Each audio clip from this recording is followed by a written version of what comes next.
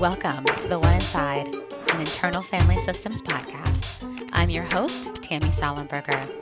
On today's podcast, I chat with Jenna Riemersma about moving towards.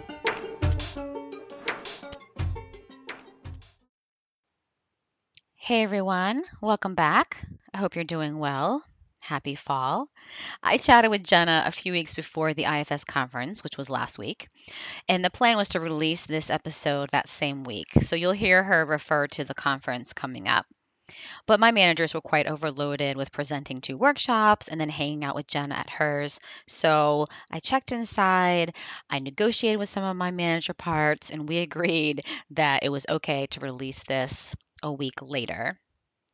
I love being with Jenna. I took so many notes, and there are just so many great nuggets. She's just a natural teacher. There's an outline on the show notes of all the things we talk about. To touch base about book things, my book is actually not coming out until January 22nd because there's a paper shortage due to COVID. I do have the book cover, and I will reveal that in my November email. If you want to get on my email list, it is tammysalenberger.com. You can get a free meditation that will help you to get to know a should part, and then you'll be on the list in November when I send out that cover reveal. One of my most favorite things that Jenna says is this: earn secure internal attachment with our core self overflows into our other external relationships. We become a secure, attached person from the inside out. Enjoy.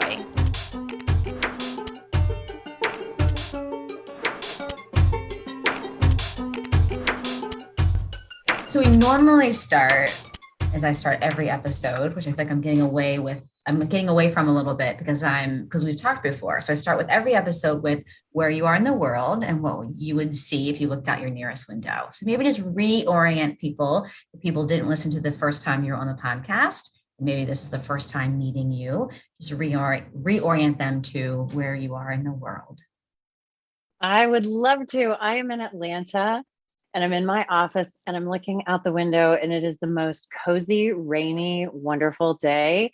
And my family is from the Pacific Northwest, so I love rainy days. I'm such a weird person and it just feels so cozy to me. I love a good cup of tea and a fireplace and a rainy day. So that's where I am today. That sounds nice. Not really, actually. It Yeah. doesn't sound super. Every once in a while, I can do a rainy day every once in a while, but not a lot of rainy days. And you're in your office. Are you like in downtown Atlanta? Are you like more of a suburb? More suburbs. We're kind of right outside the Atlanta Beltway in a suburb called Marietta. So, yeah. Do you know Marietta? I do. Actually, when I went to school in New Orleans, and 2 of my friends were from Marietta, and I actually have visited there before. There you go. We're practically famous. Look at that. You visited. Yeah. I basically have been to your house and had dinner with you, basically. I love that. Oh my gosh. Next time invite me when you're in my house having dinner. I want to be there with you. Yes. So one of the things that you and I have been chatting about is this idea that we've been talking about IFS and all the other sort of models that you do and sort of integrating, and you've come up with this term and this phrase that I think is fantastic. And it's called moving toward, or just move toward. And I thought today we could talk about that and what that means and how it can help people and just how you're using it. Oh, I love that. That's my favorite thing because Tammy, I'll tell you, so my clinical specialization is addiction and trauma. And what I've noticed as I've kind of come up through the world of therapy and been trained in all the many different models and how we treat this is that typically what happens in our therapy environments, and I've also noticed in our families, in our larger communities, in sometimes our faith communities, is that we tend to move against the parts of ourselves that are doing and feeling things that we don't like. And moving against them is actually making the problem worse. And I've noticed that in the addiction world because our relapse rates are so high.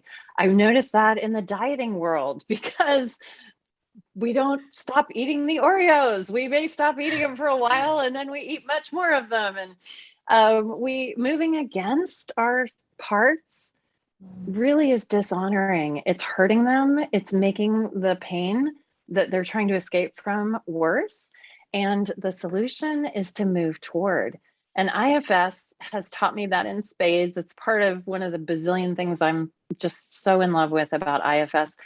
But as I got curious about all the different models, polyvagal attachment, all the different models that we come into contact with, I noticed that they were all essentially saying the same thing in different ways, coming at it from different angles and saying it with different words. But the essence of what they were saying, and honestly, the essence of what my faith community, at least at its core, has always been trying to say is move toward with love and compassion and curiosity and not judgment and shame and hatefulness. And somehow that sounds easy and feels hard. Yeah. Yeah. Yeah. So, right, as you're saying that, what's coming up for me is that the hardness. And so maybe could you talk about the parts of us, either in you or the parts that you've seen in your clients that makes that hard, the parts that move against. Maybe we can talk about those parts a little bit. Absolutely. The parts, at least for me, that move against are the burdened parts of me. That's what burdened parts do. They move against each other. So my wonderful little burdened managers that want to, I don't know, control, people please, do things perfectly, spiritualize, whatever, all the various things my burdened manager parts want to do, they're really moving against my exiles. And that works for a while. They're trying to push down my exiles, move against them and keep them locked in the basement. And then it doesn't work. Just like all of our burden parts, they make it better in the short run and worse in the long run. And then my firefighters jump in. And those firefighters are either moving against my exiles also and trying to make the exiles go away, or they're moving against the managers. They're sick and tired of the managers. So I have some manager parts that get too busy and get excited about too many things and say yes and overcommit. And then I got some firefighters that are like, are you kidding me? Could we get a sabbatical here, woman? Like, what the heck? And so my burdened parts, they move against each other. They are parts at war. They fight each other. And that's turns out a really normal part of being human. That's what burdened parts do by definition. But what self does, what my core authentic self does, or if you want to look at it through the lens of spirituality, the God image or the Atman or Buddha, that beautiful quality inside of me that connects me with my essence, that is love, that moves toward. And it moves toward all of my parts, burdened or otherwise, but it also moves towards all the other burdened parts of other people as well. And that is something that really strikes a resonant chord with me, because what I see when I look at the news, when I look at political debate, when I look at COVID discussions, when I look at pretty much anything, race relations, you name it, all I see is move against. And what I think we are seeing played out in our culture at large, our deeply traumatized culture at large, our culture that was founded on colonialism and trauma, and now is being deeply impacted by global trauma. And we certainly have systemic racial trauma, there's intergroup trauma, is that we have a whole lot of cultural burden parts as well. And they're doing exactly the same thing that my little sweet burden parts do inside of me, which is we move against each other. And in doing so, we think we're making it better. It maybe feels better when we go on that rant on Instagram or, whatever we're doing. And then it's worse. And it's getting worse. And we need a solution. And we need a solution that makes sense, is easy to remember, and easy to apply. And that is the piece that has continued to bubble up for me, that there is a power in the IFS model, there is a power in the core self. And there's got to be a way to translate it so that the average person who may or may not be able to access therapy or afford therapy or get to therapy, or the average person who knows nothing about it can get a hold of it and apply it and make their daily lives better, not just inside themselves, but also outside themselves in their relationships and their political and cultural and racial and socioeconomic divides that are the milieu in which every one of us lives. Beautiful. Yeah, I love that. And yeah, two things are coming up for me. One is I think you and I talked before about this idea of we can actually feel this in our body. The idea of whether it's sort of like, and the word flow is coming up for me, right? Like I can feel when things are in flow. Like I was just saying that, like I'm trying to go away this weekend, um, and then I was trying to make it happen, and I could feel that I was sort of working against it. It wasn't happening. And then I had actually forgot that I had sent in like submitted a request for this spiritual retreat place. I sent it like at 5 o'clock in the morning, and I forgot about it. And then all of a sudden I got this email that says, yes, we'd love to have you. And I thought, that's also an example of sort of moving towards where it was like it was already happening for me. I didn't need to make it happen. And I could feel myself trying to make it happen. And I could feel it in my body. And even so sort of one kind of example of that. But we've talked about that even like spiritually, about when you're in like a religious service or in a group of people, and you can feel that, whether is this conversation or is this program or is this thing I'm doing right now, is it helping me feel like I'm moving towards myself, or towards my parts, or towards God or the divine, or is it making me feel like I'm against myself, my parts, others, God, and the divine? Yes, exactly. Is it drawing me closer to love or further away? And that sounds really simplistic and really soft, like love. What kind of a concept is that? How are we going to define love? That's not a very scientific concept, but I really do believe that love is at the core. If we were to distill the 8C qualities into one word, that word would be love, because the 8C qualities are what love does. They're a descriptor of an enacting of love. And I think it's powerful, and we know it when we experience it. And part of why this feels really important for me, it just, let's say in my clinical work, but also in my personal life. This is really tender to my heart recently. The very first stage of healing is safety. If you look at trauma work and you look at stage one, the very first thing we have to do is create safety. Nothing else happens in the absence of safety. Well, for me, safety is that I can be fully seen and known with no fear of judgment. And I've got some big exiles around that, because that's not been my experience in much of my felt lived experience. So for me to even begin to enter into the sacred space of interpersonal work with any of my burdened parts, that element of safety has to be there.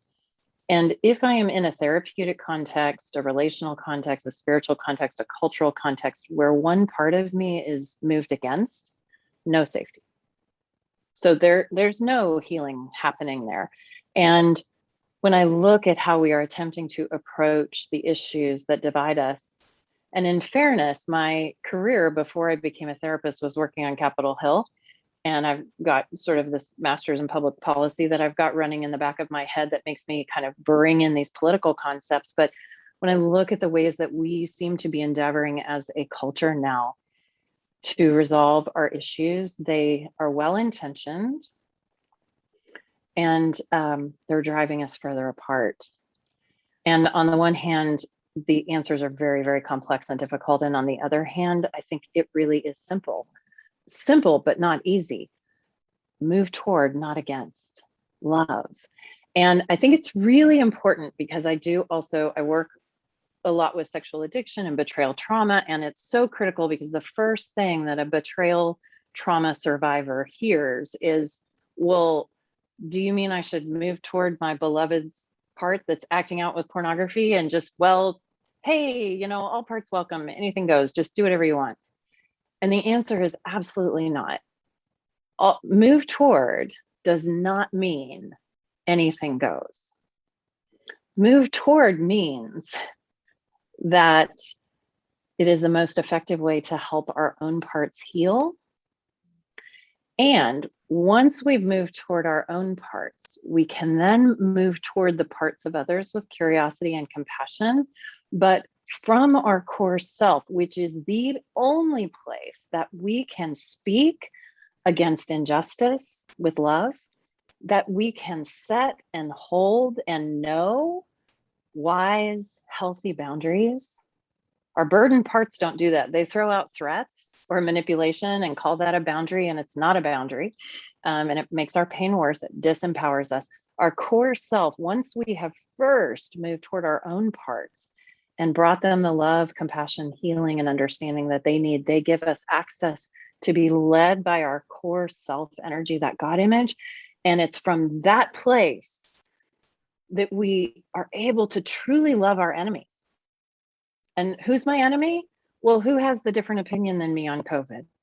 Yeah. Who has the different opinion than me on who needs to be the president of the United States? Who has the different opinion than me on what to do about economic policy and foreign wars and mental health and anything?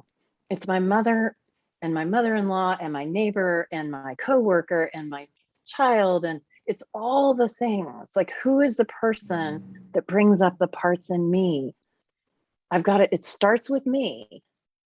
And then and only then can it move to we. Beautiful. Or as we say in IFS, we take a U-turn before we can return. And so not only does move toward not mean anything goes, just do whatever your parts want, who cares if they're hurting me? What it actually means is the place that I most effectively keep myself safe from you, if your burdened parts are doing things that are hurtful to me, is in my core self. And I'm only going to get there when I move toward my own parts. And my core self doesn't move against any of anybody else's parts, but it also doesn't allow anyone else's parts to move against me. And that C quality of courage shows up here in a big way, because I can be strong. I can speak fiercely and passionately against injustice and advocate with love to change our culture. That's a whole different ball of wax than when I advocate with hatred. Yeah.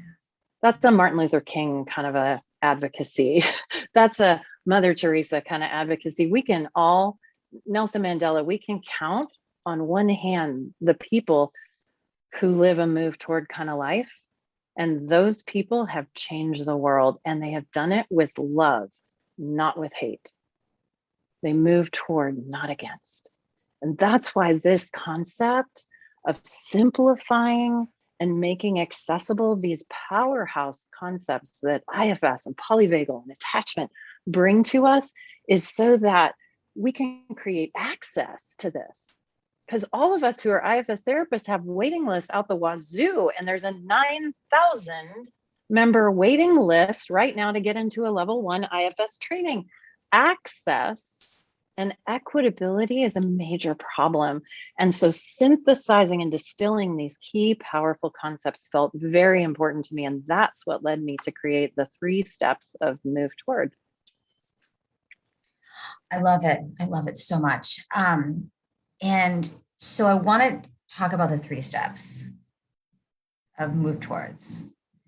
But before you say that, I want to say, back to this idea of betrayal trauma and the idea of moving towards the part of me that is wounded, right? The part of me that's wounded, the part of me that says never trust again, the part of me that says, they're awful, horrible, hate them.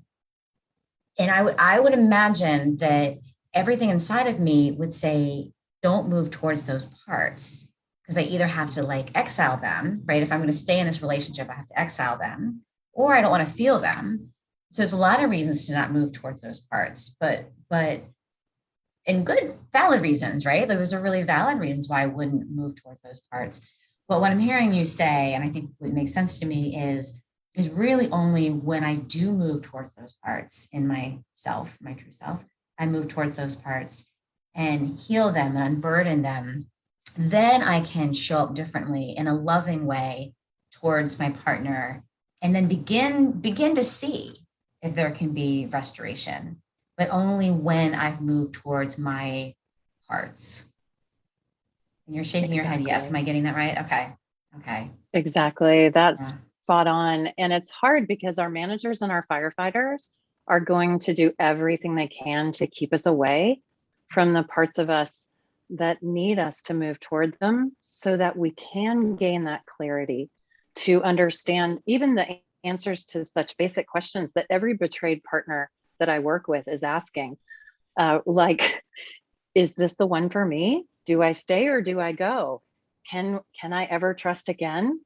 Those kinds of questions that every single betrayed partner asks, we cannot answer until we have moved toward their parts, the parts of them that are carrying the pain, those wounded exiles, the managers, the firefighters, until we love and have compassion for all of those parts of the betrayed partner. Then and only then, when they have access to that calm, clear-minded, courageous, but connected space of their God image, of their core self, do they have the ability to look at their beloved, the person who has betrayed them, and see them as a fellow human being, not in a place of excusing or denial or rationalization. That's what burdened parts do. Self does not do that. Self sees through the behavior of the burdened parts to the core of who the person is, and sees and acknowledges and honors the namaste. The God image in me sees and honors the God image in you. And yet, I wish you well. If you wish to be in intimate relationship with me, you will need to honor me and not engage with me with your burdened parts, because your burdened parts wound both of us. And because I honor and care for myself, I cannot be in intimate space with you, but not because I'm moving against you, not because I'm hating you, not because I'm attacking you. And I'm also not pitying you. I'm not rescuing you, and I'm not in denial about you. I am calm, clear-minded, centered, and deeply respecting you and honoring your right to do whatever you wish to do with your own parts, and also taking good care of mine, because self is the only place from which I can do that. And it's a game changer. This is the definition of where we find our healthy boundaries. And gosh, the betrayed partners that I work with are so relieved to discover that, because our burdened parts throw out all this stuff, empty threats, manipulation, control, all these things that they think are boundaries. And what they are is they're a reactive, burdened response to try to make the pain stop. And they feel better in the short run. And of course, they make it worse in the long run. That's what all of our protectors do. And they mean so well, and it continues to hurt us. And so to help the pain stop, both the pain that our burden parts are bringing to ourselves and the pain that we're maybe receiving from others, we have to move toward to find that core, calm, clear-minded, compassionate, connected, courageous center that's inside of every one of us. And two things are coming to mind. One is that idea of, right, you were speaking clearly, that was self-speaking and not parts. And usually my guess would be when the betrayed partner is speaking from parts, that's where the passive aggressive and the manipulation and the threats and all that stuff, because all those parts, because, okay, here it is, because I'm not moving towards those parts are coming out and flinging stuff at my partner because I'm not moving towards them. And then there's no safety there with me. Yes.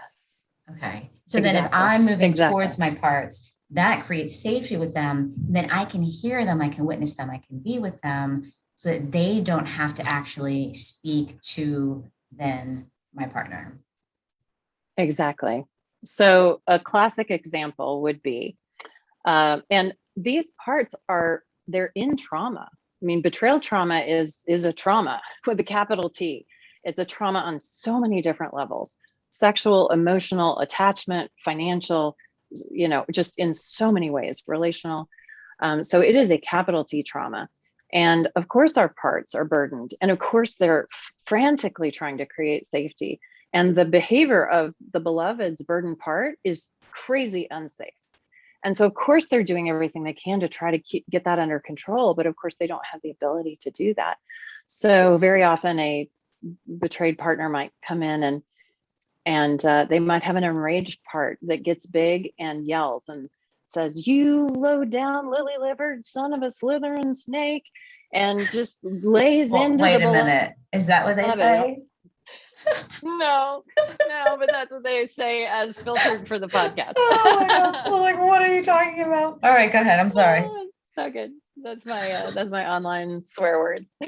I love it. And of course, when we move toward that enraged part that's throwing out all this fierceness toward the person who's so scary, what we learn is that's probably a very desperate part that's trying desperately to say, "Please don't hurt me again. Can't you see how much pain I'm in? See me. Like, don't do this to me again."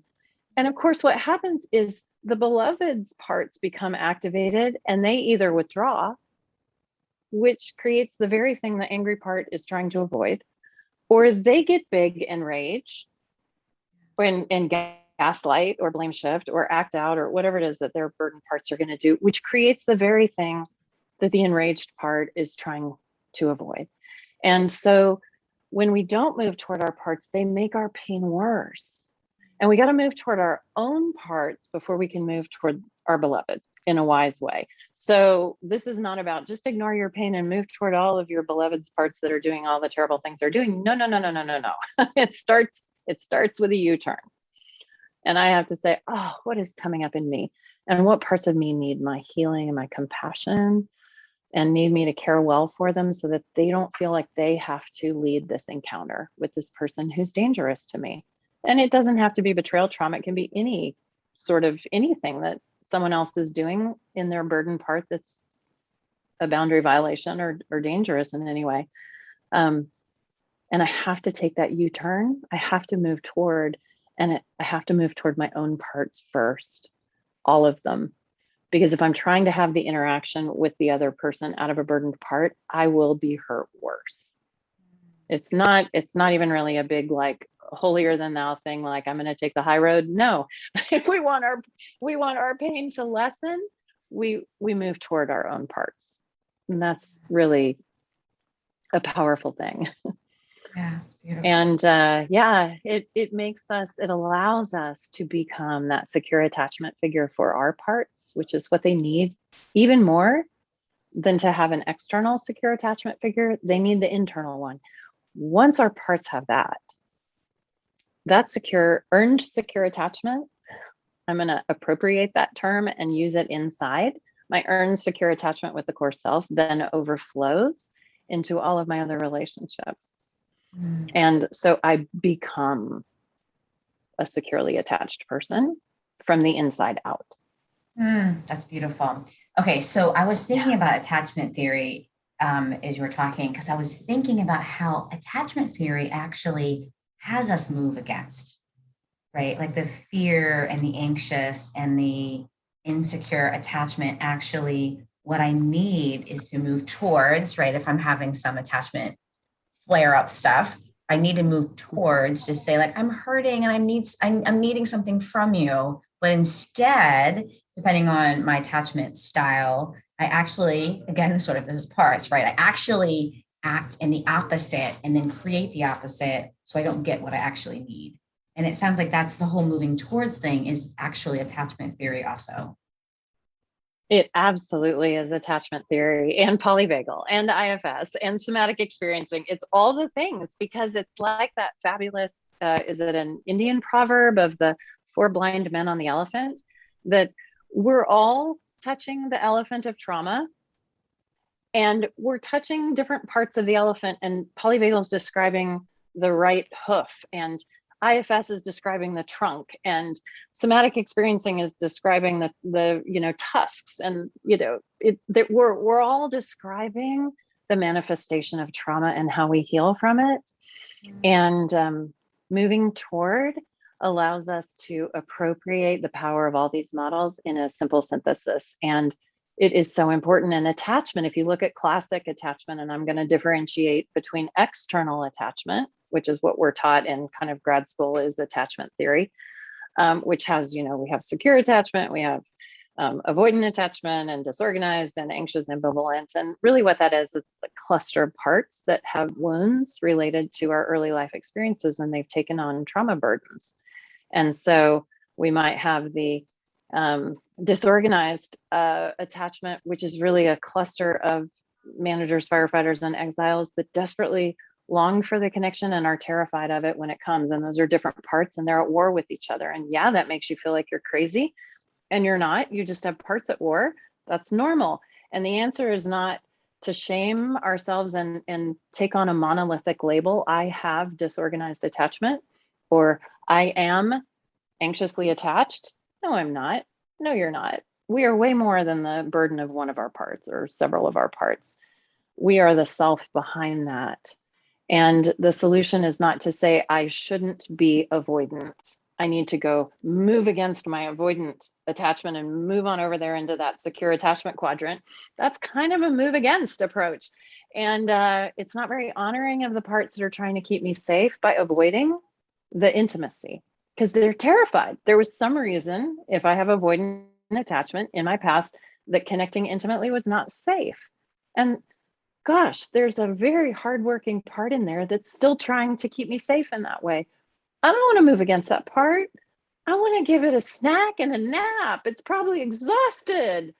Oh my gosh, trying to cut off all human connection when that's the very thing that allows me to live and breathe, literally on the earth, and desperately trying to do that for my entire life. That sweet part has got to be exhausted. I don't want to move against that part. I want to move toward it. And so there's the external attachment schema. And I think it's very helpful, and it brings really some lovely light in terms of how those early relationships impact the burdens that our parts carry. But then we can take it internally and say, well, what if our attachment figure, ultimately, we don't have to be dependent on this person out here outside of me, that doesn't travel around with me in my body all day long. But what if my attachment figure was actually inside of me and never went out to grab a snack? Like was always there and was always the perfect attachment figure, was always loving and always compassionate and always gracious and always healing. And all I have to do is relax back into that. And all of my parts can have secure attachment with that figure that travels around inside of me, that core God image that I can surrender into. Whew. Now that sounds a whole lot like this beautiful word, grace, that I kind of prefer to say with an Irish accent, but I don't really do Irish accent very well, but grace. That, because I'm kind of thinking God must be Irish, that my faith community had kind of always promised, but I never quite felt. That's what this is about. It's surrendering back into the arms of grace. And that attachment figure will never leave me and never forsake me and is always secure, and it's in me. So I don't have to move against any of my parts to get it. I get to move toward them and just receive it. There's no efforting. It's a surrendering, and it's powerful. And then I become an overflow of secure attachment that lavishes and drenches secure attachment on the people around me and begins to exhibit that exquisite inner tuning fork that we talk about in IFS, where when I am in self, it invites self energy from those around me, because our parts know if they need to be on the defense. And we know it without anybody having to speak a word. We can walk into the room with someone, we can see their facial expression, their body language, and boom, our parts know if they have to be on guard or if they can surrender. And when we're with that rare and beautiful person who is present in self and brings that radiance of secure attachment with no judgment, no condemnation, just love.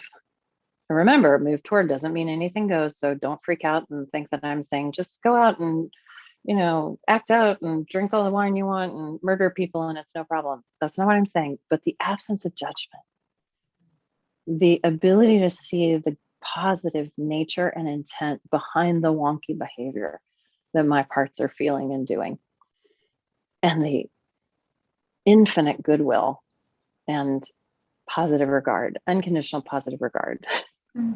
We got it right kind of at the beginning. Unconditional positive regard. Therapy 101. Yeah. We got it right. And it's from self that I can bring that with no judgment. And it's a really powerful thing. And when we're around someone like that, we don't want to be anywhere else. That's the kind of therapist I want. That's the kind of beloved that I want. That's the kind of friend I want. And that's the kind of person I want to be. And you're my buddy, so you know all too well, I'm afraid that I am not living in that place all the time. And my burden parts take over and do all kind of things I wish they wouldn't do. But it's in me. And I can find my way back to surrendering to it. And I know that too, Jenna. Let's not forget that. Yeah. I know that too. I need your parts to hear that. Yeah. My friend. Thank you, my friend. Yeah. Jenna, I feel just listening to you talk, I feel like so rested. I don't know why I just feel so like calm. I'm like, so glad. Yeah, no, I just feel really connected or connected. I think as you're talking, I just feel like this sort of safety and yeah, I mean, as you're talking about self, I think that's what I'm feeling. I'm just feeling so connected inside and just being reminded. You said something that was so beautiful about we're not identified by my burden parts. That's not how I identify myself. It's not how I identify my life. I'm not going to be, and I'm not identified by my burden parts. I'm identified by myself. I love that. That was beautiful. You said a million things, but that's the thing that's sticking out to me right now is I'm just sort of checking inside of like how totally relaxed and connected I feel. And I think I just appreciate your beautiful words. Before we end, I love for you to tell us a little bit about your amazing book, Altogether You. And I thought we could do something a little bit different. So I'd love for you to talk just a little bit about what does it mean? How did you come up with the title and what does it mean, Altogether You? I would love to. That would be great. I'm having a wondering if before we did that, if your audience might like to know what the 3 steps of move toward are. Oh my gosh, I forgot about that. No, of course we have to. We could just leave it as a surprise and be like, hey, there's this really great idea. We're not going to tell you what it is. Figure it out. That's right. Good luck with that one. No, please. You're like, on the next episode.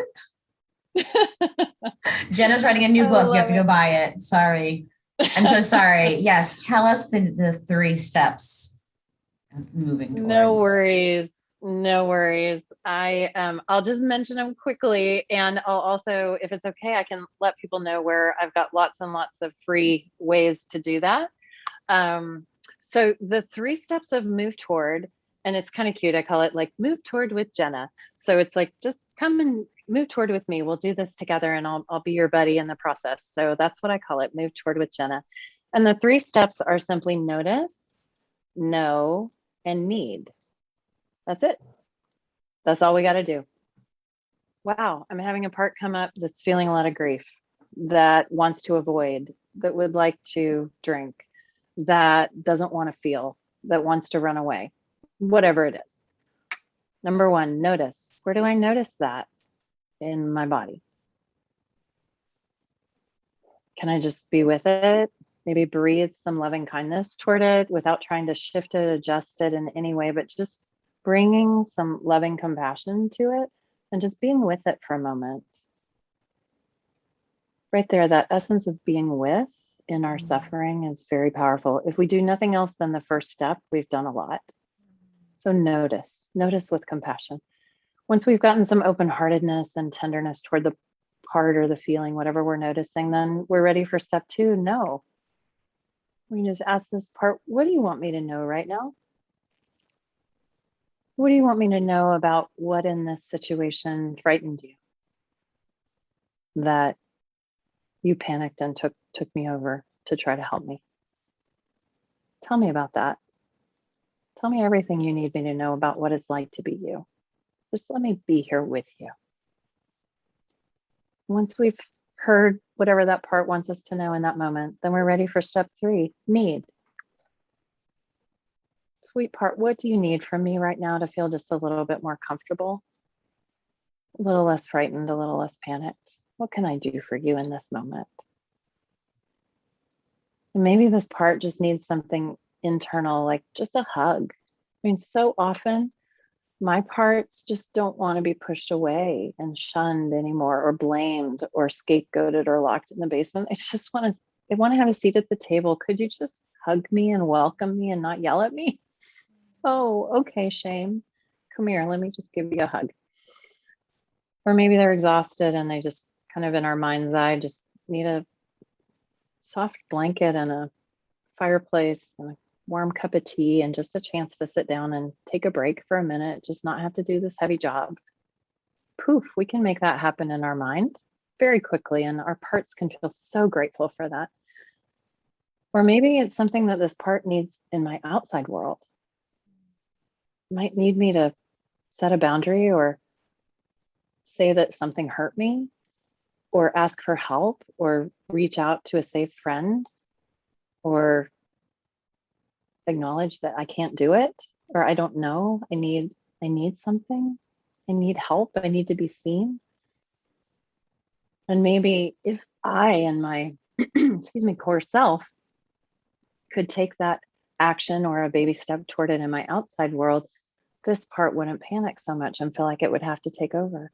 And once I know that, if I can take that action, wow, I'm showing up as a secure attachment figure for that part. And we can even just sort of gently let the part know, I'm here now to take care of you.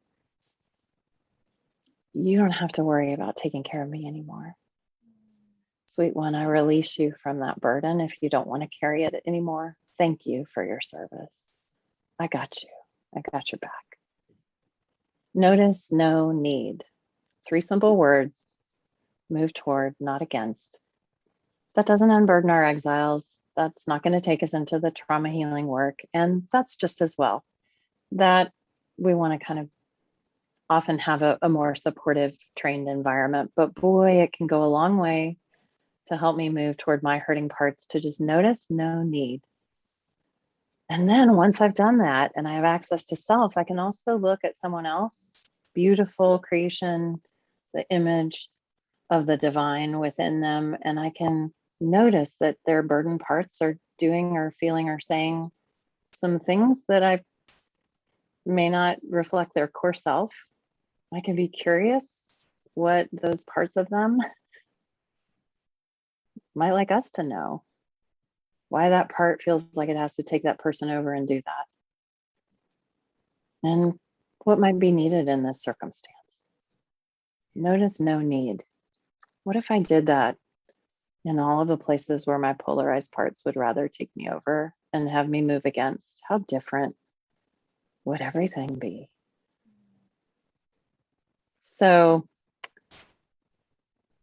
my hope is this will be a very useful shorthand for the beautiful power of these more intricate models. And obviously there's a beautiful place to understanding more of polyvagal theory, IFS, understanding that in much depth. But when we need it in the moment, when we're triggered, I'm flooded, what do I do? Oh, notice, no, need. Or when we're trying to explain this to somebody who doesn't have any idea what we're talking about with parts, exiles, managers, what?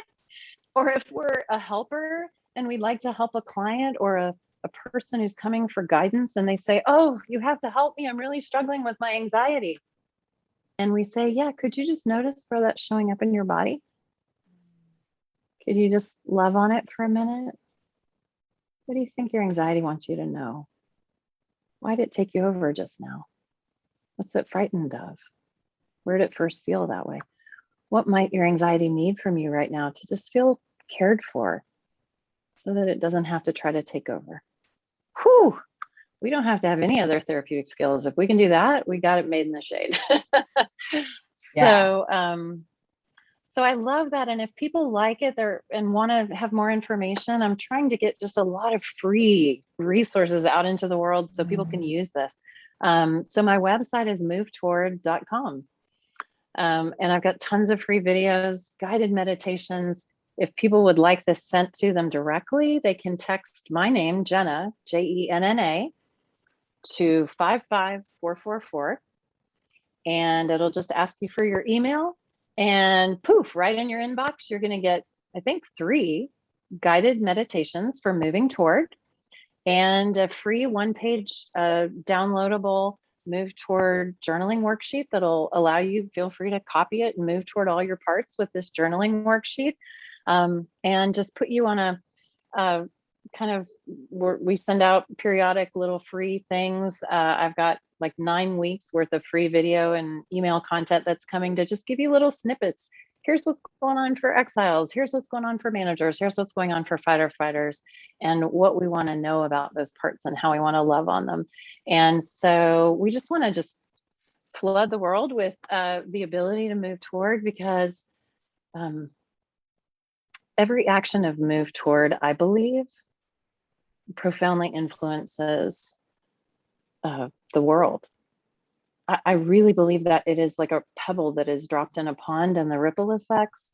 We desperately need tens of thousands of hundreds of millions of people to take one move toward stone and drop it into the pond, to the ocean of our community, of our universe, of our culture, and begin this ripple effect. Because when somebody moves towards me, I start to want to move towards them.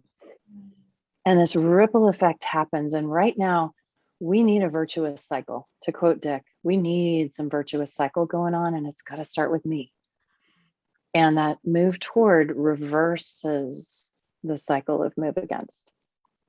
So I hope people will love this and use it as a way to kind of really embrace the power of all that all of these models offer us. I'm presenting this at the IFS Symposium next week. So I look forward to sharing more with our community there, and maybe talking a little bit more clinically about the technical integration of the models, because we want to integrate thoughtfully and with integrity, because there is such thing as integrating models poorly. And we want to be sure that we're not doing that. So we'll talk a little more about that. My book, Altogether You, that you had asked about, you're so sweet. I know we had an earlier podcast on that when it first came out, which was maybe, I don't know, a year ago.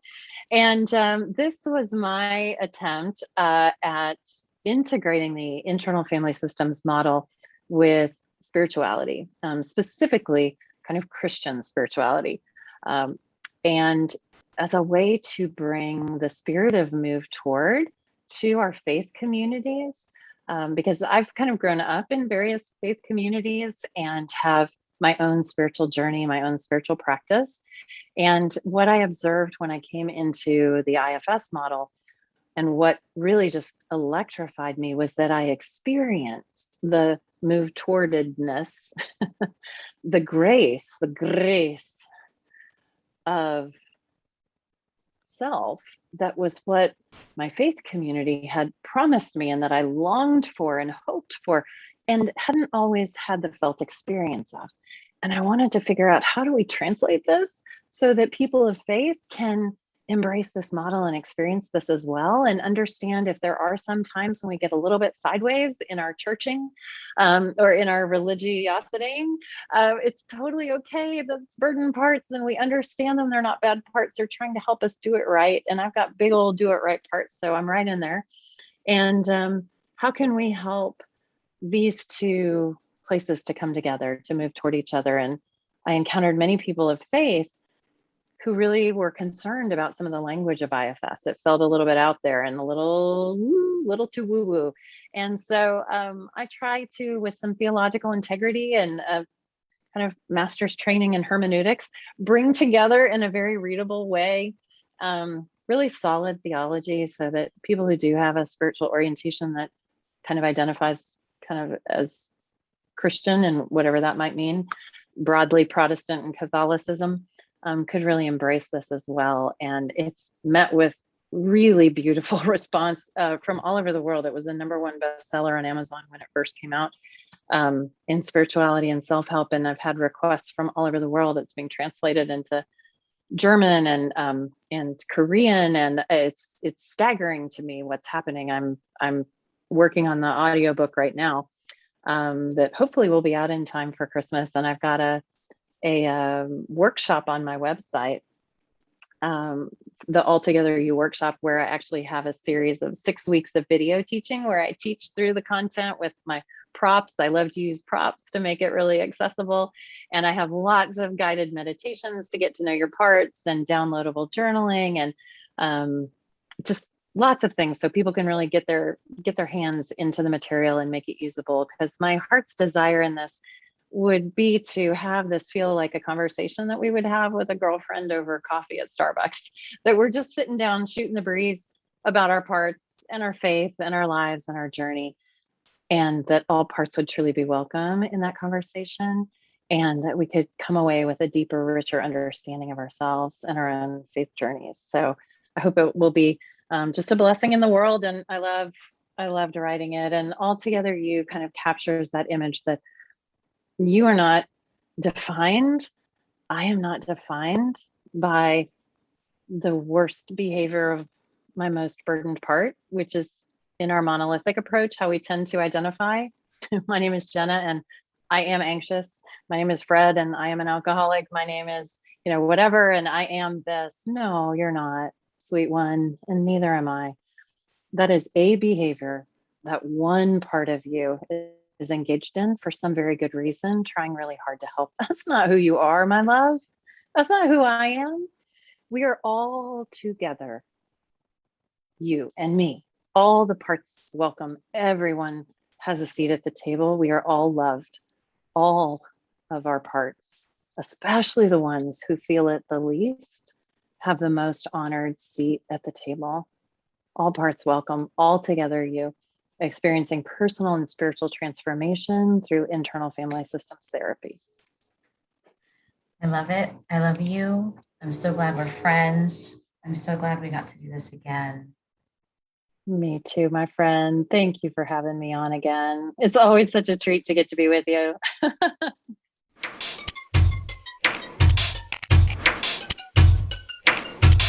Thanks for hanging out today.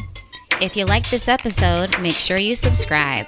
And if you really like this episode, share it with a friend and leave a review. You can follow me on Instagram at IFS Tammy and join our community on Facebook at the One Inside Podcast. Talk to you next time.